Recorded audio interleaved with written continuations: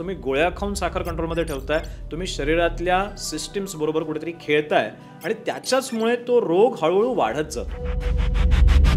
कुठल्याही डायबिटीजच्या पेशंटला विचारा की बाबा डायबिटीज म्हणजे काय, तो एकच डेफिनेशन सांगतो की डायबिटीज म्हणजे माझ्या शरीरात पॅनक्रियाजमध्ये आता इन्शुलिन बनत नाही. आता हे 100% अर्धवट इन्फॉर्मेशन आहे. आता अगदी 17, 18, 20 वर्षाचा मुलगा त्यांनाही शुगर असते 300-400च्या पुढे. तर मग हे सगळं प्रमाण अलीकडे का वाढत चाललंय? मी AC मध्ये बसलेलो आहे, मी काही काम करत नाही आहे, फिजिकल ॲक्टिव्हिटी काही करत नाही आहे, सिटिंग जॉब आहे माझा, फिजिकल काहीच काम नाही आहे आणि आत्ता सहज काहीतरी म्हणून मी काहीतरी कोल्ड्रिंक प्यायलो, काहीतरी म्हणून काहीतरी वेफर्स खाल्ले, असं जर करतोय तर डेफिनेटली मी स्वतःला डॅमेज करत आहे. माझ्या डोळ्यासमोर मी 40,000 पेक्षा जास्त पेशंट्स बघितलेत की ज्यांचा डायबिटीज पूर्ण बरा झाला, की त्यांच्या सगळ्या गोळ्या बंद झाल्या, 10-10, 15-15 वर्ष जुना डायबिटीज, इन्शुलिनचे 100-100 युनिटचे डोसेस बंद झाले आणि ते पेशंट पूर्ण आता रिकवर आहेत, असं मी डोळ्यांनी बघितलंय. या PCODचा आणि डायबिटीसचा वाढत्या शुगरचा काही परिणाम आहे का? डायरेक्ट संबंध आहे. म्हणजे शुगरला कमी किंवा जास्त करणारे शरीरात 100 घटक आहेत, ते सगळे घटक नॉर्मलाइज करणं म्हणजे डायबिटीजला परास्त करणं.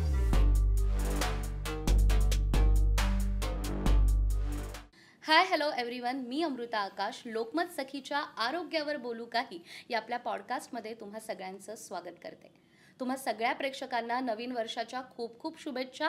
आणि या नवीन वर्षाच्या निमित्ताने प्रत्येकजण काहीतरी संकल्प करतो. हा संकल्प बहुधा आपल्या आरोग्याशी निगडित असतो की आज 1 तारीख आहे आणि मला अमुक एक गोष्ट करायची आहे. आता आरोग्याचा विषय निघालाच आहे, तर आपण कोणकोणत्या गोष्टी करायला हव्यात आणि काय टाळायला हवं याविषयीच आज आपण बोलणार आहोत. आणि आपल्याला मार्गदर्शन करण्यासाठी आपल्यासोबत आहेत माधवबागचे chief medical officer doctor Gurudatt Amin sir. Sir, आपल्या पॉडकास्टमध्ये तुमचं स्वागत करते. धन्यवाद. सर, मी आत्ताच म्हणाले की नवीन वर्षाला सुरुवात झाली आहे आणि अनेक जण काहीतरी संकल्प करतात. ज्याला शुगर असते तो म्हणतो की आता मी गोड कमी खाणार, ज्याला इतर कोणते आजार असतो तो त्याच्याशी रिलेटेड काहीतरी ठरवतो आणि पुढे ते फॉलो करण्याचा प्रयत्न करतो. आता शुगरच्याच बाबतीत आज आपण बोलणार आहोत. ते नेमकं डायबिटीज असलेल्या या पेशंटने काय करायला हवं? आत्ता जर तुम्ही संकल्प केला असेल तर तुमचं अभिनंदन, कारण संकल्प करत राहणं आणि ते निरंतर करत राहणं, कारण प्रत्येक क्षण नवीन आहे. जसं आत्ताचा 1 जानेवारी नवीन वर्ष आहे, तसंच उद्या एक नवीन दिवस पण येणार आहे. त्यामुळे संकल्प हे करत राहायला पाहिजेत. त्याच्यात सातत्य टिकवणं आवश्यक असतं. ते सातत्य टिकवलं तर छान यश मिळतं. पण जर सातत्य टिकवता नाही आलं तरी ते संकल्प सोडून नाही द्यायचे, कारण काही ना काहीतरी उद्देशाने आपण ते केलेले होते.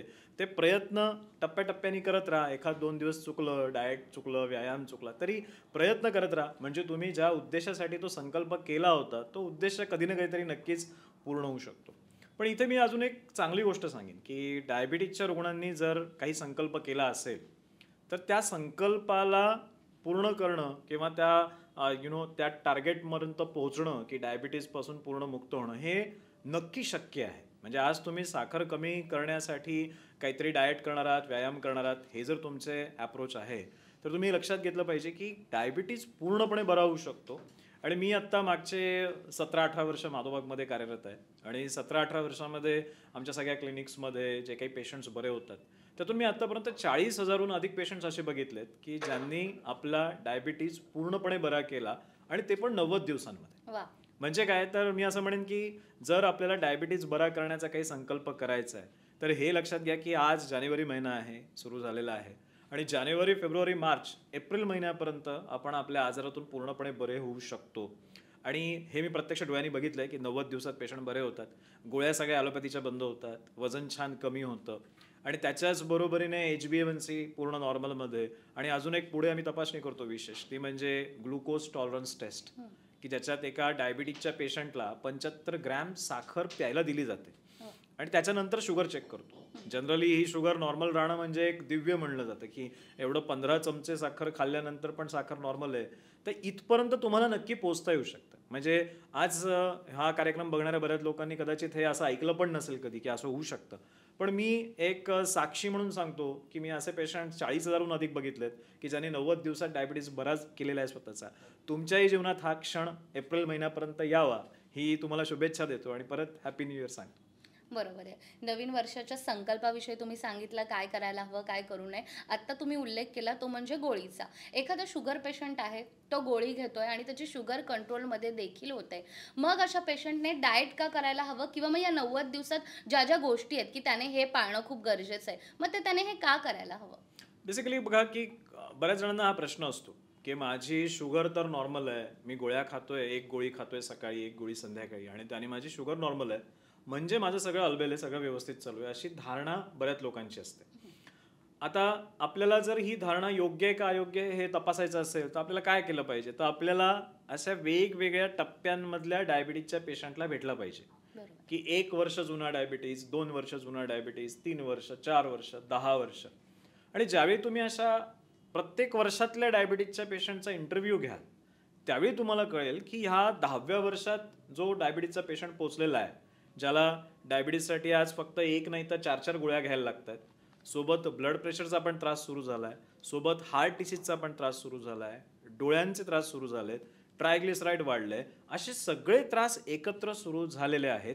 अशा स्टेजपर्यंत ज्यावेळी तुम्ही बघता की एक गोळीवरून सुरू झालेला प्रवास एवढ्या मोठ्या लेवलपर्यंत पोहोचतो, हा ज्या काही जर्नी आहे ना, हा ज्या काही जर्नी तुम्ही अनालाइज करायला जाता त्यावेळी तुम्हाला कळतं की हे कुठेतरी चुकीचं आहे. बऱ्याच वेळा अशी लोकांची समज असते की मी एक गोळी खातोय आणि माझी रक्तातली साखर नॉर्मल राहते म्हणजे सगळं अलबेल आहे. पण हे खरोखर नॉर्मल आहे का, किंवा ही गोष्ट खरोखर तुमच्यासाठी लॉंग टर्मला बेनिफिशियल आहे का, हे जर समजायचं असेल ना तर तुम्हाला काय केलं पाहिजे माहिती आहे, तुम्हाला वेगवेगळ्या डायबिटीजच्या प्रवासातल्या टप्प्यांवरती असलेल्या लोकांना भेटलं पाहिजे. तुम्ही अशा व्यक्तीला भेटा ज्याला 2 वर्ष जुना डायबिटीज आहे, ज्याला 3 वर्ष जुना डायबिटीज आहे, 4 वर्ष, 5 वर्ष, 10 वर्ष, 15 वर्ष. आणि मग ह्या सगळ्यांना काय काय त्रास झाले या डायबिटीजच्या जर्नीमध्ये हे जर तुम्हाला कळाले तर तुम्हाला समजेल की या गोळ्या तुम्हाला कुठे घेऊन जाणार आहेत. कारण पहिल्या 2 वर्षांमध्ये तुमची जी जर्नी एका डायबिटीजच्या गोळीनी सगळी शुगर कंट्रोलमध्ये राहते असं तुम्हाला वाटतं आणि सगळं छान वाटत असतं, तीच जर्नी हळूहळू अशी होत जाते की गोळ्या वाढत जातात, डायबिटीजचे कॉम्प्लिकेशन्स वाढत जातात, हळूहळू किडनीचे प्रॉब्लेम, डोळ्यांचे प्रॉब्लेम, हार्टचे प्रॉब्लेम, नर्व्हचे प्रॉब्लेम हे असे वेगवेगळे सुरू होतात आणि वेगवेगळ्या गोळ्या पण ॲड होत राहतात. म्हणजे काय, तर मी जे काही पहिल्या वर्षी गोळ्या खाऊन रक्तातली साखर माझी नॉर्मल होती म्हणून हॅप्पी राहत होतो, ते ॲक्च्युली हॅपीनेसची सिच्युएशन नव्हती. ती अशी स्थिती होती जिथे आपल्या गोष्टी आपण जसं एखादं लाकूड त्याला काय म्हणून वाळवी लागते आणि बाहेरून ते छान दिसतं पण आतून ते पोखरलं जात असतं, तसंच डायबिटीज हा आतून आपल्या शरीराला पोखरत होता आणि आपण समजत होतो की सगळं छान आहे. म्हणून मी सांगतो की डायबिटीज समजला पाहिजे. आज बऱ्याच लोकांना हा रोग नक्की काय आहे हेच कळत नाही. त्यांना वाटतं की रक्तातली साखर माझी नॉर्मल आहे ना म्हणजे सगळं छान आहे. पण डायबिटीजची व्याप्ती एवढी नाही आहे. आज तुम्ही गोळ्या खाऊन साखर कंट्रोलमध्ये ठेवताय, तुम्ही शरीरातल्या सिस्टीम्स बरोबर कुठेतरी खेळताय आणि त्याच्याचमुळे तो रोग हळूहळू वाढत जातो. म्हणून प्रत्येकाने प्रयत्न हाच केला पाहिजे की मी 90 दिवसात या आजारातून पूर्णपणे बाहेर कसा येईल. बरोबर. आणि जसं तुम्ही सांगितलं की 90 दिवसामध्ये जर आपण योग्य ट्रीटमेंट घेतली, एखादा पेशंट माधोबागमध्ये आला तर साखर कंट्रोल होऊ शकते. पण असा एक पेशंट की ज्याला चक्कर येते किंवा त्याला हा त्रास नेहमी होतोय, त्याला हे कसं समजेल की ही चक्कर मला शुगरमुळे येते की माझा बीपी लो होतोय त्यामुळे येते? बघा, बीपी लो झाल्यामुळे चक्कर येते हे खरं आहे, पण बऱ्याच डायबिटीजच्या पेशंटमध्ये आपण ज्यावेळी पाहतो की हे चक्कर कॉमन लक्षण आहे की अचानकच असं काहीतरी थकल्यासारखं वाटायला लागतं, डोकं भिरभिरायला लागतं, कन्फ्युजन्स व्हायला लागतात, अशी सगळी लक्षणं कॉमन असतात डायबिटीजमध्ये. तर ही का घडतात, तर सगळ्यात पहिलं कारण याच्या मागे असं आहे की डायबिटीजमुळे वाढली साखर रक्तातली की त्याच्यामुळे शरीरातल्या रक्तवाहिन्या आतून डॅमेज होतात. म्हणजे साधं गणित आहे की रक्तवाहिनीमध्ये साखरेचं कॉन्सन्ट्रेशन वाढलं की कुठे ना कुठेतरी ते रक्त घट्ट व्हायला लागतं, रिॲक्टिव्ह व्हायला लागतं. म्हणजे 1 चमचा साखरेचं पाणी आणि 4 चमचे साखरेचं पाणी असे 2 जर मी ग्लास ठेवले तर तुम्हाला कळेल की हे पाणी घट्ट आहे, हे पाणी थोडंसं पातळ आहे. मग असं घट्ट रक्त शरीरात फिरायला लागलं की रक्तवाहिन्या आतून डॅमेज होणार आहेत. आणि मग त्या डॅमेज झाल्या की मग समजा आपल्या ब्रेनला रक्त पुरवणाऱ्या रक्तवाहिन्या आतून डॅमेज झाल्या तर काय होईल, तर ब्रेनचे फंक्शन्स अफेक्ट होतील. मग त्याच्यातच चक्कर येणं, हे कन्फ्युजन होणं, हे सगळे लक्षणं असतील. पण ही स्टेज खूप शेवटी आढळते. म्हणजे डायबिटीज आत्ता 2 वर्षापूर्वी झालाय आणि लगेच आत्ता ब्रेन खराब झालाय असं होत नाही. इट टेक्स अ टाइम, 5-10 वर्षांचा वेळ लागतो. मग चक्कर का जाणवते, तर चक्कर जाणवायचं सगळ्यात मोठं कारण आहे आपण ज्या ॲलोपॅथीच्या गोळ्या खातो ना त्या गोळ्यांमुळे सगळ्यात मोठी चक्कर येते. होतं काय की तुम्ही जेवण जेवल्यानंतर तुम्ही तुमच्या गोळ्या खाता डायबिटीजच्या, का तर रक्तातली साखर कंट्रोल करायची. पण त्या गोळ्या खाल्ल्यानंतर त्या गोळ्या तुमच्या रक्तातली साखर नॉर्मलपेक्षाही खाली घेऊन जातात. आणि ती साखर नॉर्मलपेक्षाही खाली गेली की तुम्हाला पहिलं सिम्पटम काय येईल, एक प्रकारचं कन्फ्युजन, ब्रेनचं काम थोडंसं डिस्टर्ब होईल, तुम्हाला वाटेल चक्कर आली, मग तुम्ही बसाल कुठेतरी, मग थोडं काहीतरी खाल आणि मग खाल्ल्यावर बरं वाटेल आणि मग तुम्ही तुमच्या कामाला लागाल.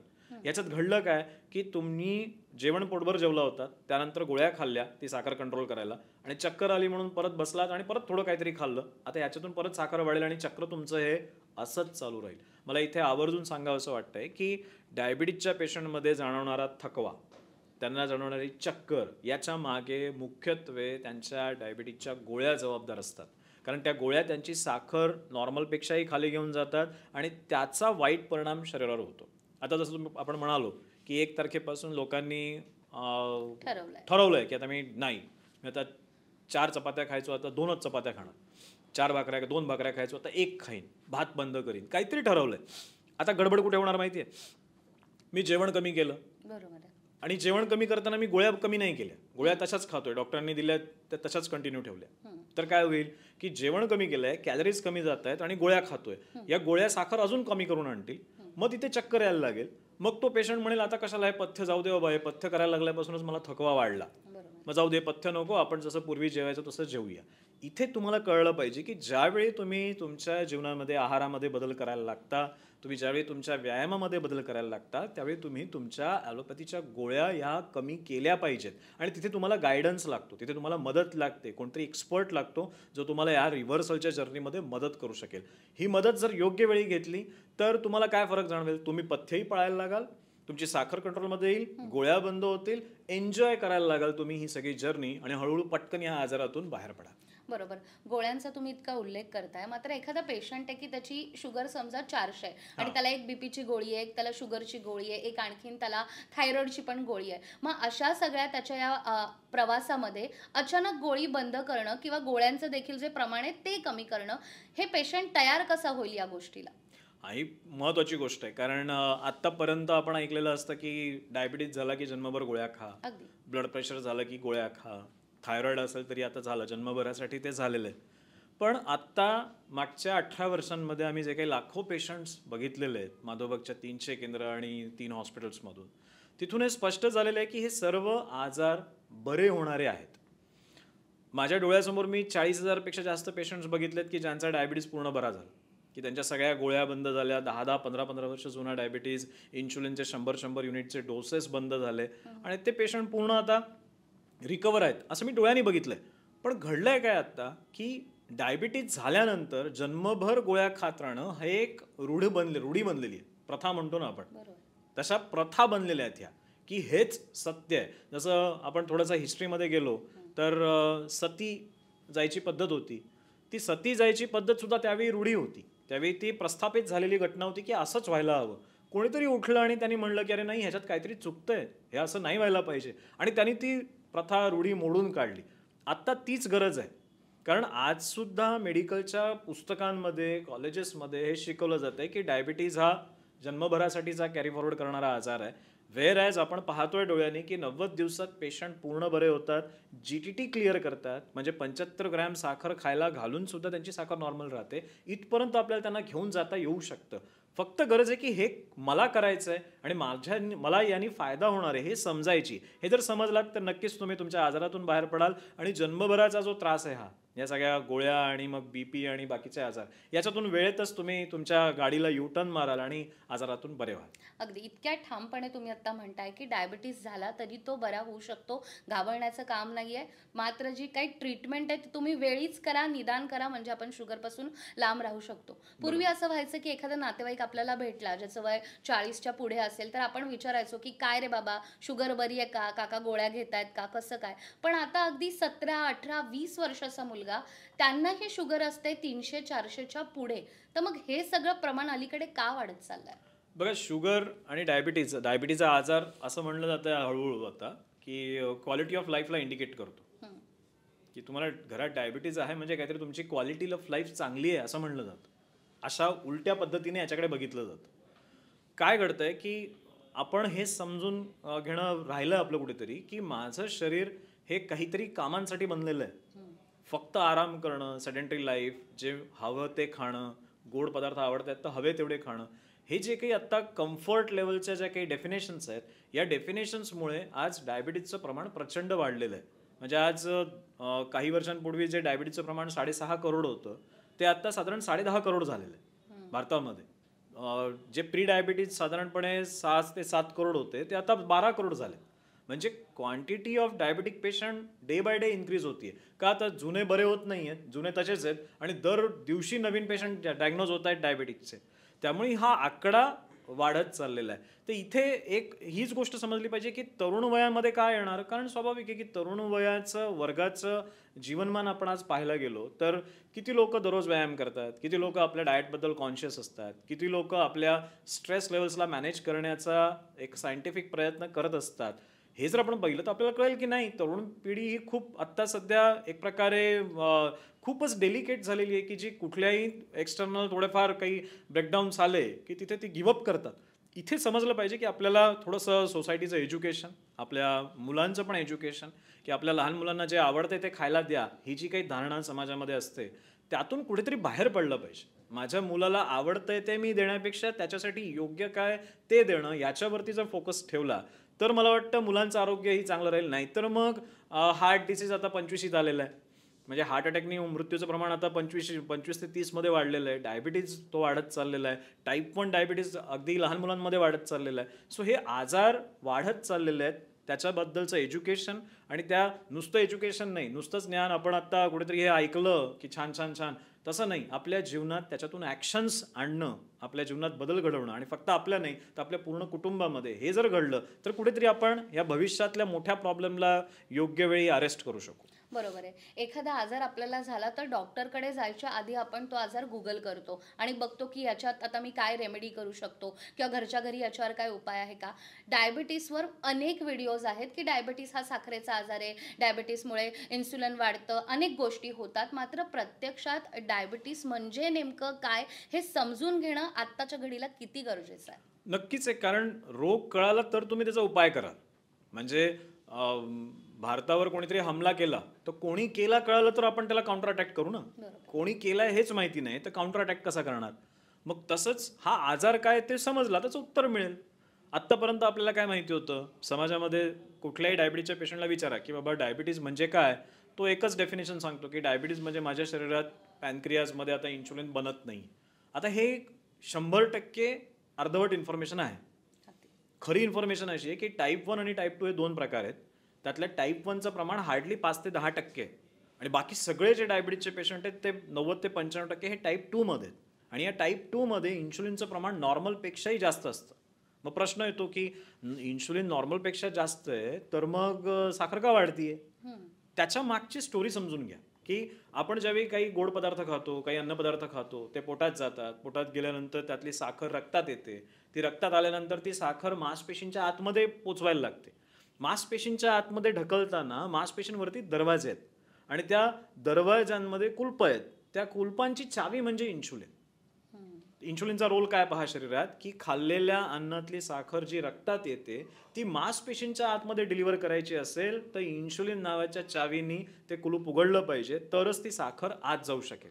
आता डायबिटीजमध्ये होत आहे काय माहिती आहे, डायबिटीजमध्ये हे जे काही कुलूप आहे आणि चावी आहे, हे कुलूप पण आहे आणि चावी पण आहे शरीरामध्ये. फक्त प्रॉब्लेम आहे की त्या कुलपाच्या आतमध्ये चरबी जाऊन बसली. म्हणजे व्हिज्युअलाइज करा की तुमच्या घराच्या कुलपामध्ये त्या चिंगम कोणतरी चिटकून ठेवलं, तर ते चिंगम ठेवल्यानंतर तुमच्या चावीने उघडेल का ते कुलूप. मग तुम्हाला पहिलं काय केलं पाहिजे, आधी ते चिंगम चिकटलेलं काढलं पाहिजे, तर त्या चावीने कुलूप उघडणार आहे. सेम टू सेम डायबिटीजमध्ये तुमच्या शरीरात वाढलेली चरबी जी त्या रिसेप्टरला काय म्हणूया त्याला एक प्रकारे ब्लॉक करतीये, ती जोपर्यंत तुम्ही काढत नाही तोपर्यंत तुमचं इन्शुलिन काम नाही करणार, तोपर्यंत रक्तातली साखर मांसपेशीच्या आत नाही जाणार. म्हणजे काय साधारण की हा रोग खरा कोणाचा आहे. मला जर विचारलं कोणी की डायबिटीज आजार कसला आहे, इन्शुलिनचा आहे, साखरेचा आहे का चरबीचा आहे, मी म्हणेन चरबीचा आजार आहे. तुम्ही चरबी काढून टाका, तुमची साखर बिकर सगळं नॉर्मल होईल. पण आज सगळं जग लागलंय मागे हात धुवून त्या इन्शुलिनच्या आणि साखरेच्या, आणि म्हणून मग काहीही करा आणि साखर कंट्रोलमध्ये ठेवा, मग त्यासाठी गोळ्या खा आणि हे सगळे उद्योग केले जातात. पण ह्या सगळ्यामध्ये त्या आजाराचं जे मूळ कारण आहे की तुमच्या रिसेप्टरवरती चरबीची लेअर साठलेली आहे, त्याच्यावर काम करणं राहून जात आहे.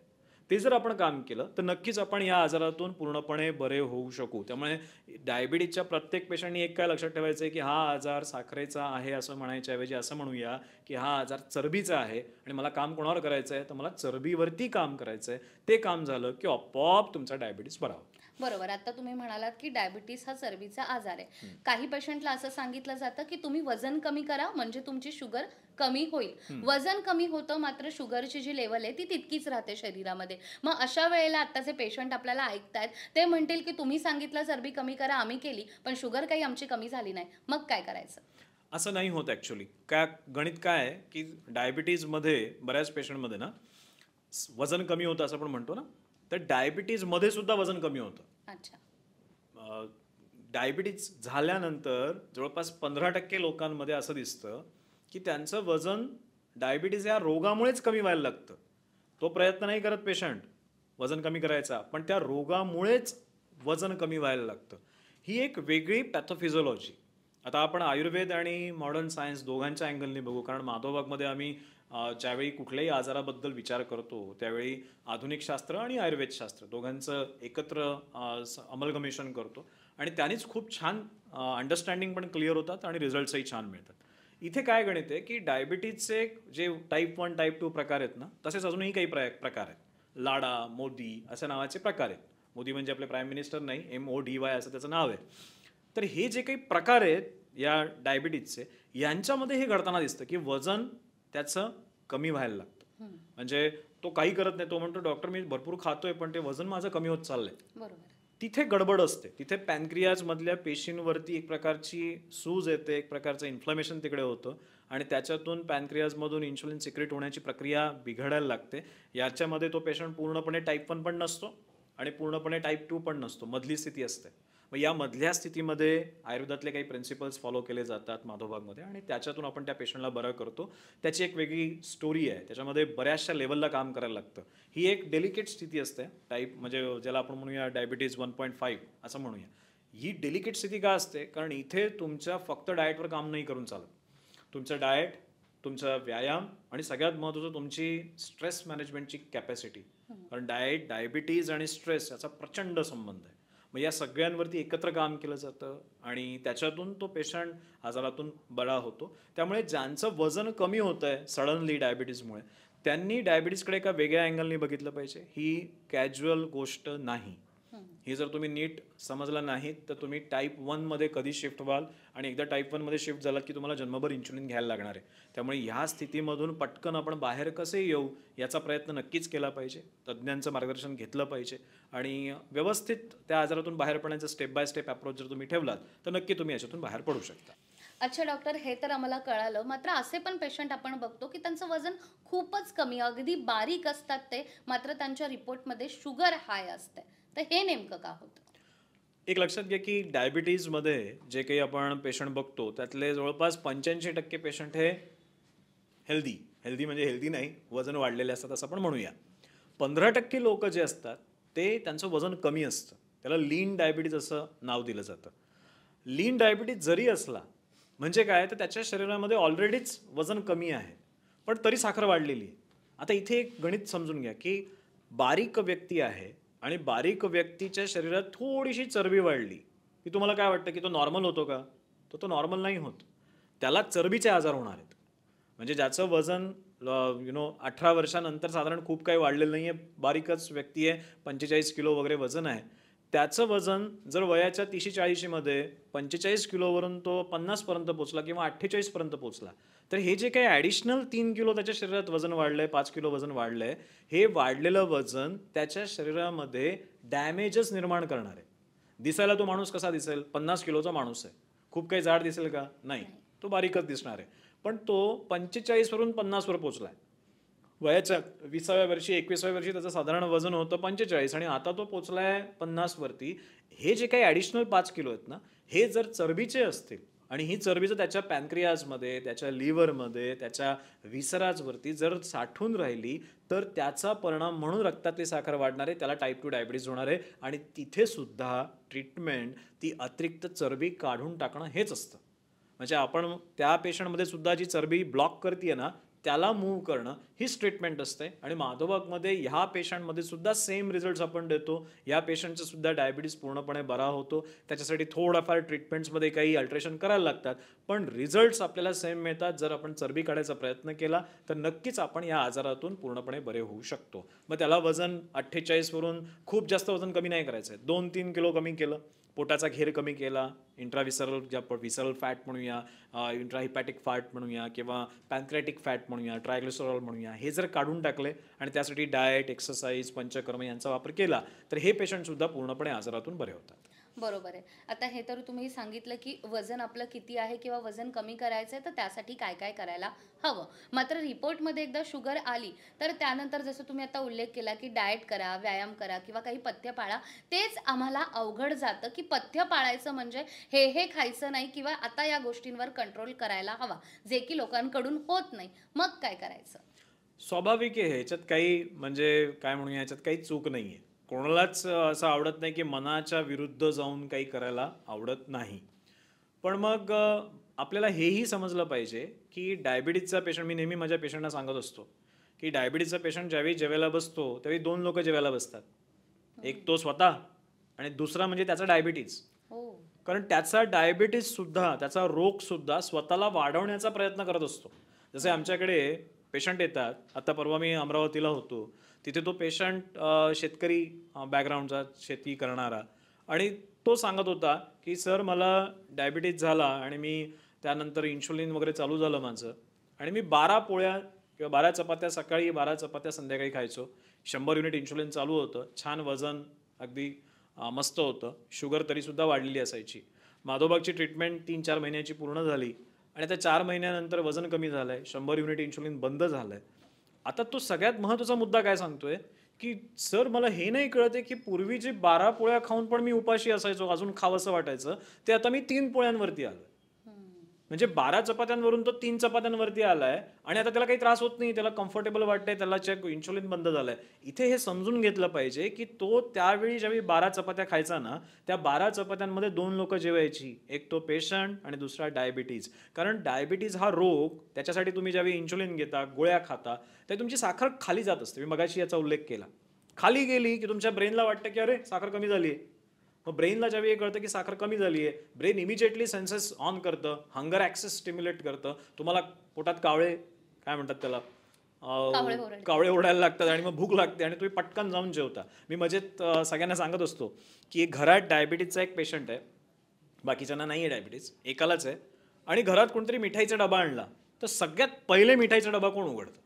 Diabetes patient. तो पहिला डायबिटीजचा पेशंटच उघडतो. का? कारण त्याच्या शरीरामध्ये गोळ्या खाल्ल्यामुळे मध्ये मध्ये साखर ड्रॉप होत असते आणि त्या ड्रॉप झाल्या कारणाने मेंदू कायम ह्या सिस्टीममध्ये असतो की बाबा साखर कमी झाली म्हणजे आता पटकन खायला पाहिजे. म्हणून शुगरचं क्रेविंग, फूडबद्दलचं क्रेविंग हे डायबिटीजच्या पेशंटला नॉर्मल माणसापेक्षा जास्त असतं.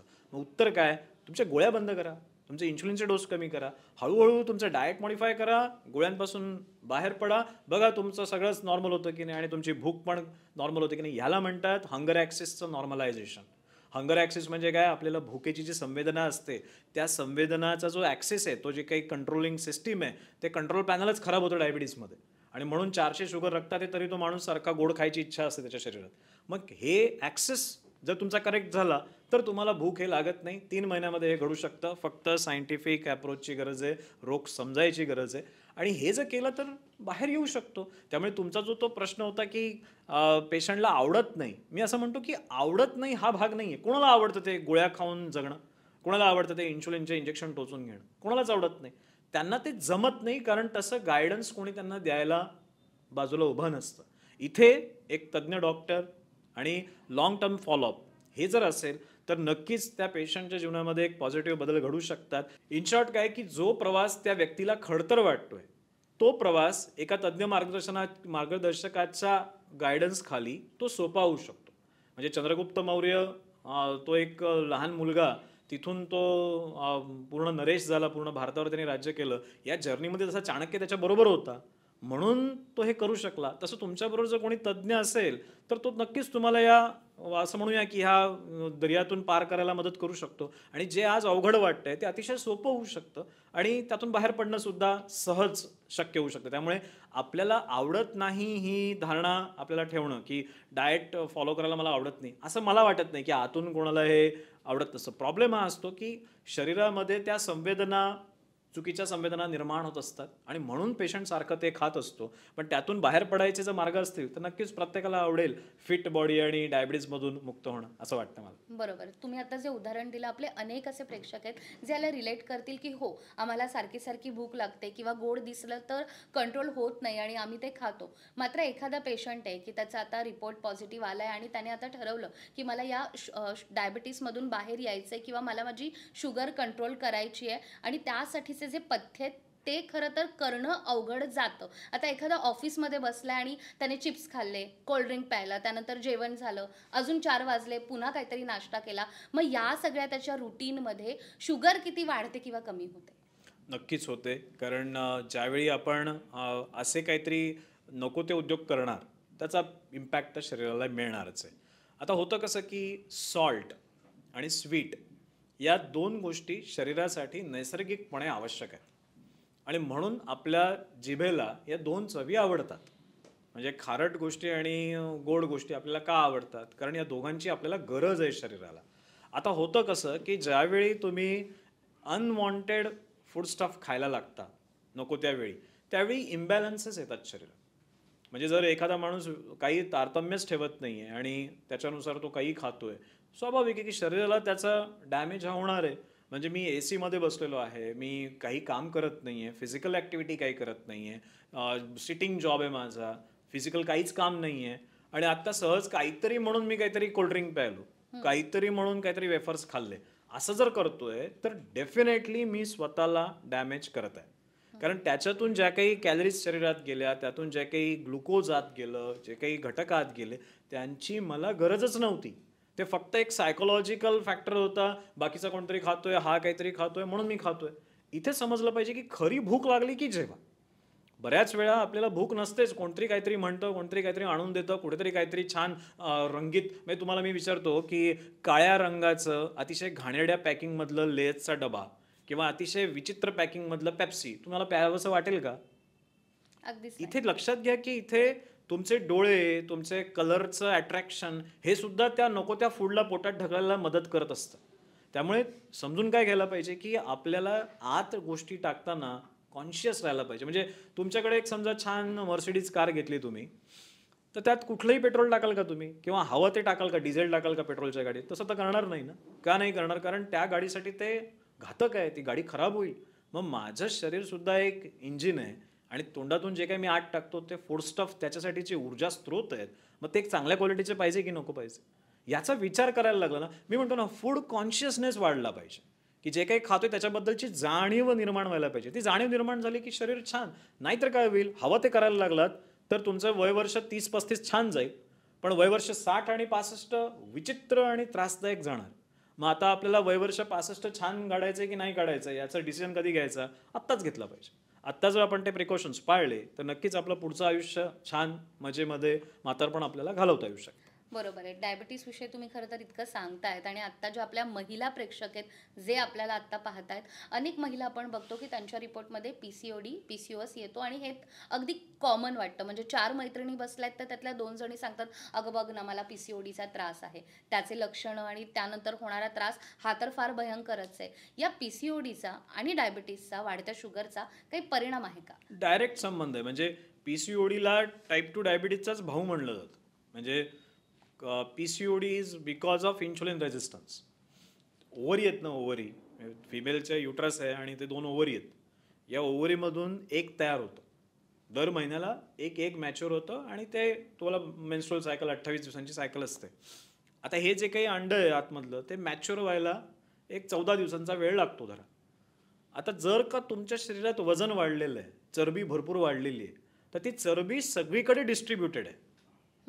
तुमचं ज्यावेळी वजन वाढतं ना, तुमच्या शरीरातला प्रत्येक ऑर्गनमध्ये ॲडिशनल ते डिस्पोज केलं जातं कचरा.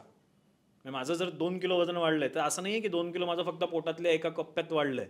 ते 2 किलो माझ्या शरीरातल्या प्रत्येक ऑर्गनमध्ये जाऊन थोडं थोडं थोडं डिस्ट्रीब्यूट होणार आहे.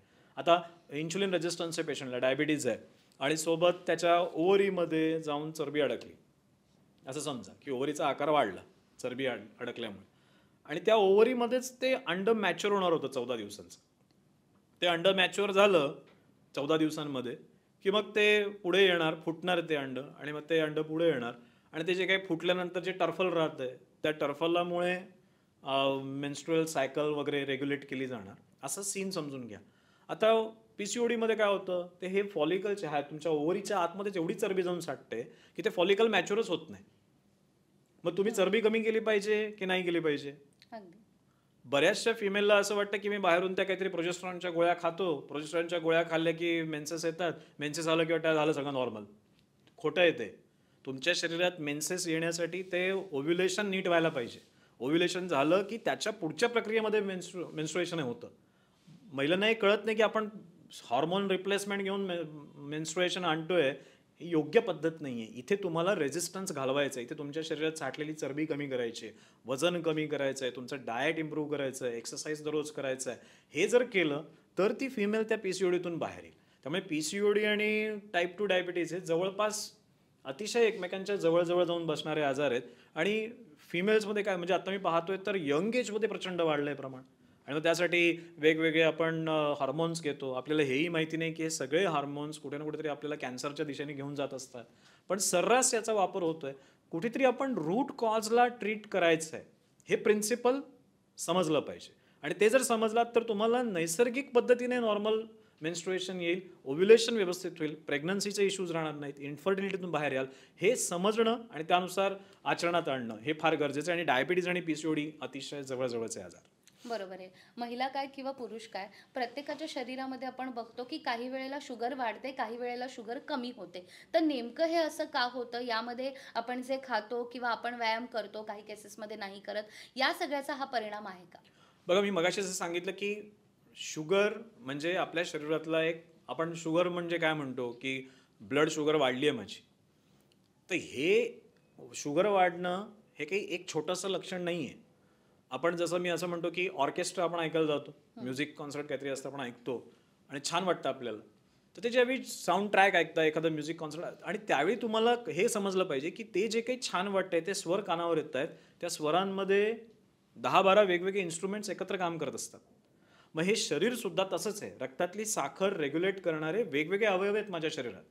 म्हणजे माझ्या शरीरामध्ये माझ्या ब्रेनमधला इकडे एक अमायग्डाला नावाचा छोटा अवयव आहे, तो साखर रेग्युलेट करतो. माझी थायरॉइड साखर रेग्युलेट करते, माझं पॅनक्रियाज साखर रेग्युलेट करतं, माझं लिव्हर साखर रेग्युलेट करतं, माझ्या किडनीच्या वरती एक ॲड्रिनालिन ग्लँड आहे, ती ग्लँडसुद्धा साखर रेग्युलेट करते, माझ्या शरीरातल्या मांसपेशींची स्थिती साखर रेग्युलेट करते, माझं डाएट साखर रेग्युलेट करतं, मी जे काही माझे इंटेस्टाईन आहेत ते माझी साखर रेग्युलेट करतात, माझ्या जीवनातले स्ट्रेस साखर रेग्युलेट करतात. याचा अर्थ काय की शुगरला कमी किंवा जास्त करणारे शरीरात 100 घटक आहेत. ते सगळे घटक नॉर्मलाइज करणं म्हणजे डायबिटीजला परास्त करणं. त्यामुळे शुगरला ट्रीट करणं म्हणजे एक गोळी खाणं आणि साखर नॉर्मल आणणं, ही जर समज असेल तर ही 100% चुकीचे. एवढा छोटा मी म्हणेन हा आजार नाहीच आहे. हे तुमचं इम्बॅलन्सेस दाखवत आहे, तुमच्या शरीरातले इम्बॅलन्सेस दाखवतं हे वाढलेली साखर. तुम्हाला काम कोणावर करायचं आहे? तुमच्या शरीरात जे इम्बॅलन्सेस निर्माण झालेत त्यांना नॉर्मलाइज करा, आणि त्याच्यासाठी एक स्ट्रक्चर्ड वेचा अप्रोच पाहिजे. स्ट्रेस जास्त असेल तर तुम्ही बाकी गोळ्या खाऊन काय करणार? तुम्हाला पहिले स्ट्रेस कमी केला पाहिजे. तुमच्या शरीरात मसल्स जर नीट बनत नाहीयेत, ज्या साखर कंझ्युमच करत नाहीयेत, तर तुम्ही गोळ्या खाऊन काय करताय? तुम्ही पहिल्यांदा मसल बिल्टअप करा, वेट ट्रेनिंग एक्सरसाइजेस करा, त्यातून तुमची शुगर ऑटोमॅटिक बर्न होईल, गोळ्यांची गरजच नाही आहे. अशा पद्धतीने जर आपण गेलो तर ह्या रोगाच्या मुळापर्यंत पोहोचता येईल, आणि मग त्याला एलिमिनेट करणं खूप काही अवघड नाही, आरामात हे शक्य आहे 90 दिवसामध्ये. वेगवेगळ्या आजारांचं आत्ता तुम्ही नाव घेतलं. खास मला थायरॉइडच्या बाबतीत विचारायचं आहे. थायरॉइडची गोळी चालू आहे, तरी देखील थायरॉइडच्या ग्रंथींमुळे आपली शुगर वाढू शकते का? किंवा थायरॉइडचा आणि शुगरचा जितका जवळचा संबंध आहे, मग सगळ्यात आधी कशावर काम करायला हवं आपण? कामं सगळ्यात पहिले मी म्हणेन, सगळ्यात पहिले थायरॉइड, किडनी, मी नावं घेतली ना, लिव्हर, अमायग्डाला, सगळ्यात पहिले तोंडावर काम करायला हवं. बाकी सगळे सोडून द्या, पहिले तोंडावर काम करा. म्हणजे काय काय खाताय त्याचं कॅल्क्युलेशन ठेवा. हायपोथायरॉइडच्या मी बऱ्याचशा महिला बघतो, त्यांना असं वाटत असतं की माझं वजन थायरॉइडमुळे वाढतंय, बरोबर. जेवणामुळे नाही वाढत आहे. आता ही किती मोठी चुकीचं मिसअंडरस्टँडिंग आहे. बरं डॉक्टर सांगतात हां असं. डॉक्टरसुद्धा पेशंटला असं सांगतात की थायरॉइडमुळे मग मी मजेत पेशंटला विचारतो की काकू तुम्हाला जर मी एका रूममध्ये 4 दिवस बंद करून ठेवलं तर 4 दिवस त्या रूममध्ये थायरॉइड पण आहे तुम्हाला आणि तुम्ही पण आहात म्हणजे तुमचं वजन वाढलं पाहिजे 4 दिवसांनी का नाही वाढत. पण जेवण नाही मिळालं म्हणजे वजन कोणामुळे वाढतंय. आपण जे खातोय त्यामुळे. म्हणजे पहिलं काम कशावर सुरू कराल तर जेवणावर करा. मग जेवणावरचं काम झालं तर फक्त जेवणावरच्या कामाने उत्तरं निघतील का नाही. आता काही लोक जेवण पथ्य पाळतात आणि पथ्य पाळताना असं पाळतात की मी कोणावर तरी उपकार करतोय आणि पथ्य पाळतोय. पहिलं मानसिकता ही करा की मी जे काही करतोय ते माझ्या शरीराला हेल्दी ठेवण्यासाठी करतोय. मग मी कारल्याचा ज्यूस पितोय ते कारल्याचा ज्यूस पिताना माझे मानसिक भाव काय पाहिजे. शी काय कडू पितोय असं पाहिजे की वाह काहीतरी मी असं छान औषध पितोय ज्याने माझ्या शरीरातल्या सगळ्या रक्तवाहिन्या छान होणार आहेत, माझी स्किन छान होणार आहे, माझी किडनी छान होणार आहे, लिव्हर छान होणार आहे. अशा माइंडसेटमध्ये तुम्ही प्यायला लागलात, जे काही आहार करताय त्याचं सेवन करायला लागलात तर तो तुम्हाला फायदेमंद ठरेल.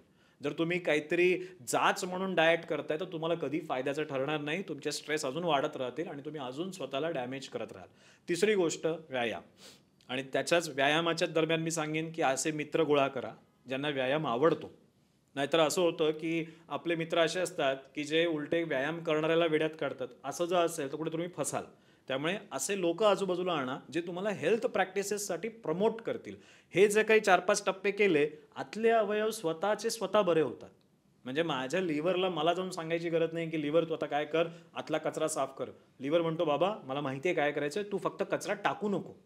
त्यामुळे हे जे काही प्रोटोकॉल आहेत ना हे आपण फॉलो केले तर आतले अवयव सगळे अतिशय व्यवस्थित होतात. देवानी त्यांच्याकडे खूप छान सॉफ्टवेअर दिलेले आहेत ऑटो हिलिंगचे. आतल्या आत ते स्वतःला हील करत असतात.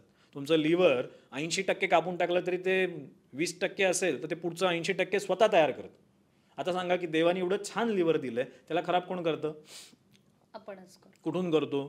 तो नाही खराब होत आतमध्ये आपल्या जेवणातून, आपल्या विचारांमधून, आपल्या व्यायामातून. त्यामुळे आहार विहार आणि विचार इथे करेक्शन करा, आतले सगळे ऑर्गन ऑटोमॅटिक बरे होतील. बरोबर. आता तुम्ही कारल्याचा ज्यूस याचा उल्लेख केलाच आहे. तर डायबिटीज झाल्यानंतर सगळ्यात आधी लोकं काय करतात, की एखाद्या सोशल मीडिया साईटवर, Googleवर जातात आणि डिटॉक्सचे ज्यूस बघतात, की हे जर ज्यूस मी प्यायले किंवा हा रस मी प्यायला तर माझी साखर कंट्रोलमध्ये येते. आणि त्याचे भरपूर ऑप्शन्स आणि रेसिपी आहे. तर डिटॉक्स बॉडी करणं हे शुगरसाठी किती योग्य आहे, चांगलं आहे? खूप चांगलं आहे. तुम्ही ॲलोवेरा ज्यूस प्या, खूप चांगली गोष्ट आहे. तुम्ही आवळ्याचा ज्यूस प्या, खूप छान आहे डायबिटीजच्या पेशंटसाठी. तुम्ही हळद आणि आवळा सकाळी खा, खूप छान गोष्ट आहे डायबिटीजसाठी.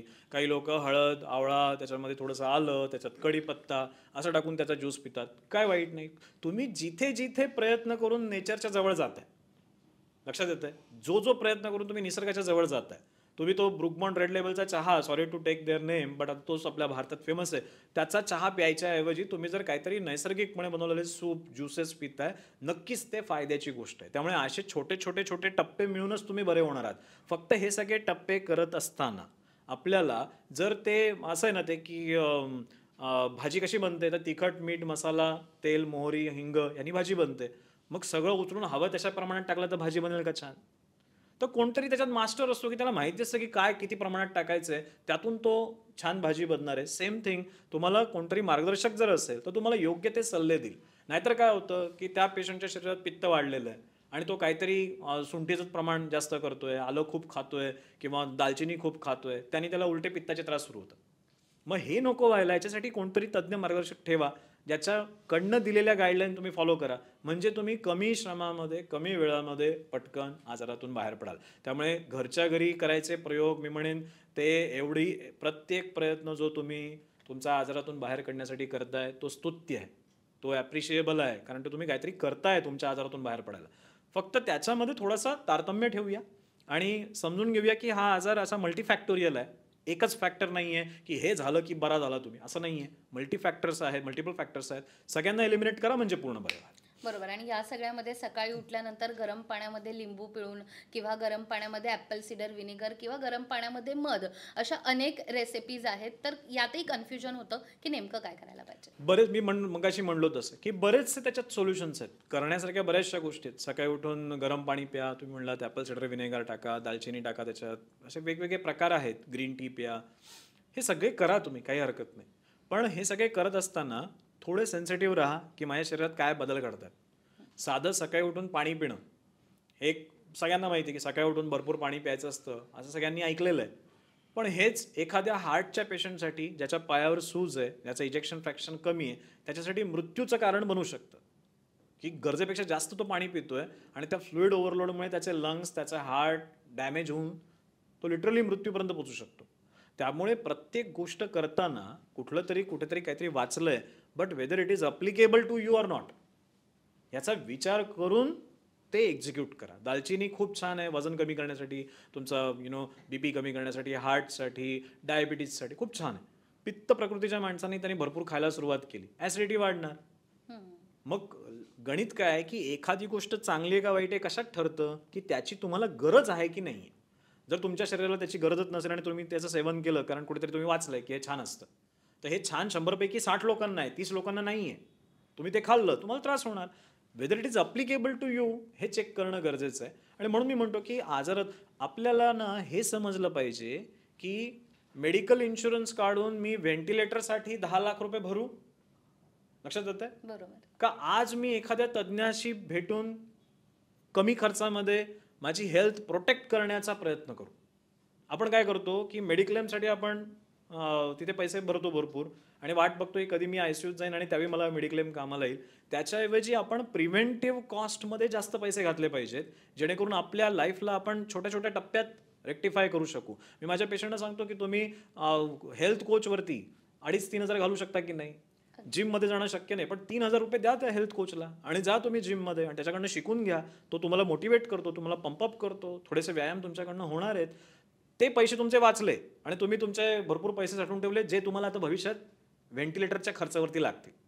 मग तसा खर्च नका करू. आत्ता तो खर्च करा आपल्या हेल्थवरती, म्हणजे तुम्ही आजारातून बाहेर येऊ शकाल.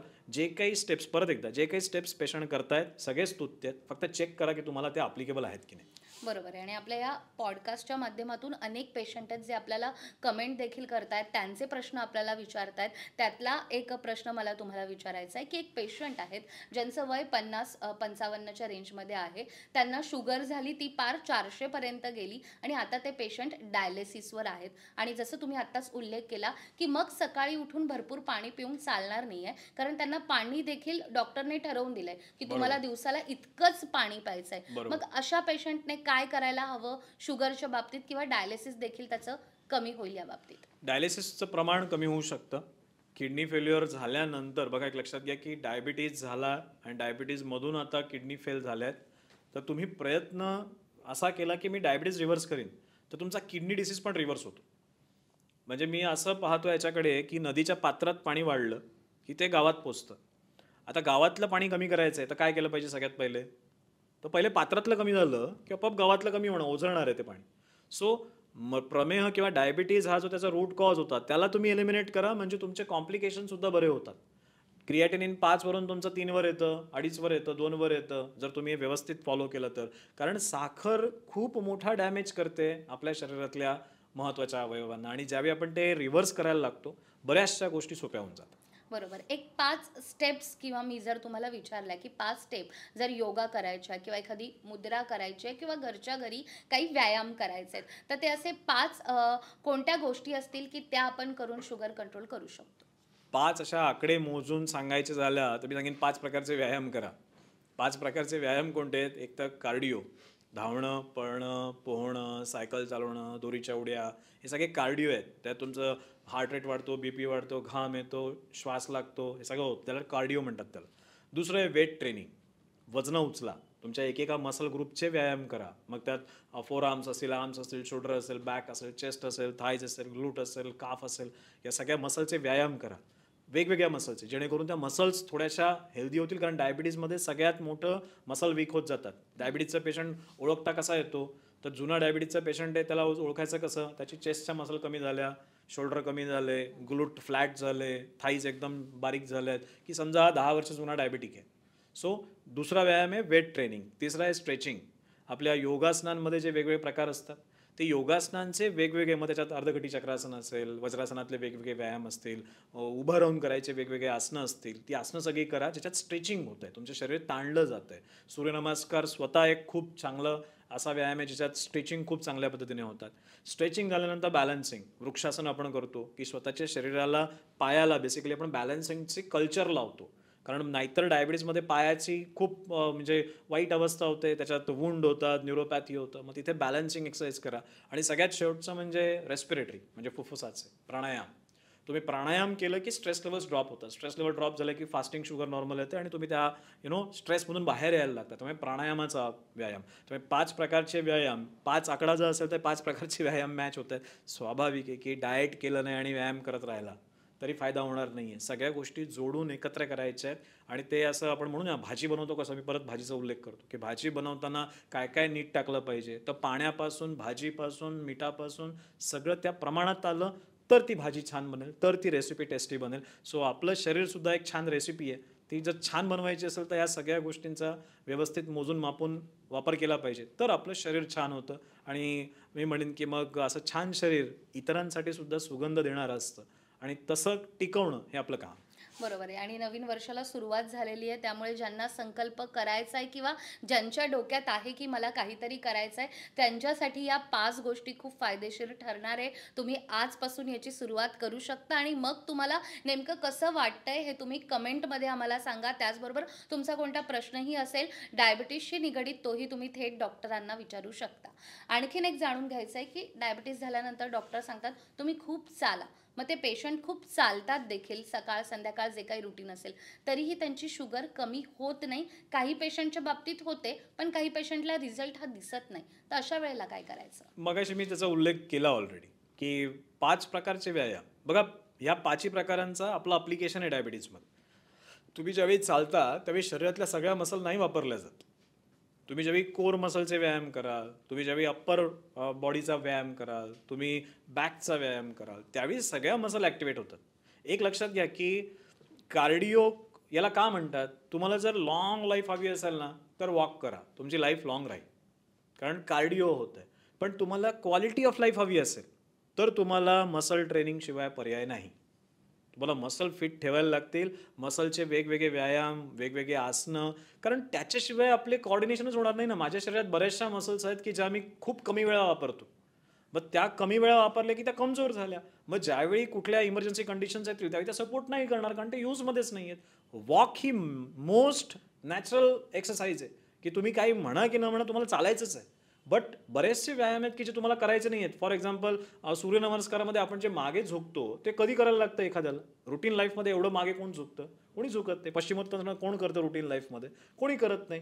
मग असे व्यायाम की जे तुम्ही रुटीनमध्ये नाही करत त्याला वेळ दिला पाहिजे. मग फक्त चालणं त्याचं उत्तर नाही आहे. त्याच्याबरोबर हे 5ही प्रकार, cardio, weight training, stretching, balancing आणि रेस्पिरेटरी सगळे केले तर फायदा होईल.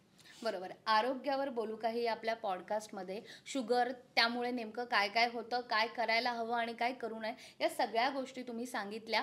तरी देखील काही पेशंट असे आहेत की काही जॉब करतात किंवा कामानिमित्त सतत बाहेर असतात, मग आम्हाला वेळ मिळत नाही. अशा पेशंटला माधवबागमध्ये यायचं आहे, ट्रीटमेंट घ्यायची आणि 90 दिवसात साखर ही पूर्णपणे त्यांची गेली पाहिजे, यासाठी काम करायचं आहे. त्यांना जाता जाता काय सांगाल? काही नाही, त्यांना सांगेन मी जवळच्या क्लिनिकला जा, आमच्या सेंटर्सला व्हिजिट करा. आमच्या सेंटर्समध्ये गेल्यानंतर तुमचे सगळ्यात पहिल्यांदा या डेडिकेशनने जा की मला 90 दिवसात बरं व्हायचं. मग एकटे जाऊ नका, कारण त्याच्यामध्ये तुमचं कुटुंबसुद्धा महत्त्वाचा रोल प्ले करतं. तुमची वाईफ, हजबंड जे काय आहे त्यांना घेऊन जा. ते पण कन्व्हिन्स पाहिजेत की हो, हा आजार यांचा घालवायचा आहे. आणि असे दोघे तुम्ही क्लिनिकला व्हिजिट करा. जाताना 100 प्रश्न घेऊन जा तुमच्या डोक्यातले, आणि त्या सगळ्या प्रश्नांची उत्तरं जर मिळाली तर पुढची ट्रीटमेंट सुरू करा. ट्रीटमेंट सुरू केल्यानंतर आपल्याला एक गोष्ट लक्षात ठेवायची की या आजारातून बाहेर पडण्यासाठी जर 90 दिवस आपण आज दिले तर हे 90 दिवस आपलं पुढचं आयुष्य प्रचंड सुखी करणार आहेत. आणि म्हणून हे 90 दिवस छान आनंदाने द्यायचे. जे काही आम्ही डाएट सांगू, डाएट किट देऊ, ते सगळं आनंदाने मानायचे की वा किती छान, अशा माइंडसेटमध्ये घ्यायचं आहे. म्हणजे ते 100% लागू पडतं, तरी 100% रिझल्ट्स मिळतात, आजारातून पूर्णपणे बाहेर पडता येतं. त्यामुळे हे नक्की शक्य आहे. हे जे काही आयुर्वेदाच्या माध्यमातून आपण काम करतोय आणि त्यातून आपल्याला हे छान यश मिळतंय, हेच आपल्या पूर्वजांची देण आहे. की आपल्या भारतामध्ये जे आयुर्वेद लिहिला गेला आणि ज्याच्यात त्यांनी स्पष्टपणे सांगितलं की साध्य कफोत्त दशा, हे संस्कृत श्लोक आहे, पण त्यांनी सांगितलं की डायबिटीज पूर्ण बरा होऊ शकतो. तुम्ही त्या अँगलनी प्रयत्न करा. माधोबाग तेच करताय आणि त्यातूनच यश मिळतंय. तुम्हाला सुद्धा ह्या सगळ्या कन्सेप्टचा फायदा नक्की होऊ शकतो. जाऊन आपण पहिलं पाऊल उचललं पाहिजे. बरोबर आहे. त्यामुळे डायबिटीज झालं म्हणजे सगळं संपलं असं नाहीये. तर आपण अगदी सुरुवात केली पहिल्या दिवसापासून तर डायबिटीज हा कंट्रोलमध्ये येऊ शकतो आणि याचमुळे तुम्ही आज आम्हाला इतकं छान मार्गदर्शन केलं आणि नेमकं आपण काय काय करू शकतो हे सगळं सांगितलं. याचा फायदा आपल्या प्रेक्षकांना नक्कीच होणार आहे. आज तुम्ही ते आलात, आमच्याशी संवाद साधला आणि आम्हाला इतक्या छान टिप्स दिल्या. तुमचे खूप खूप आभार. धन्यवाद. Thank you.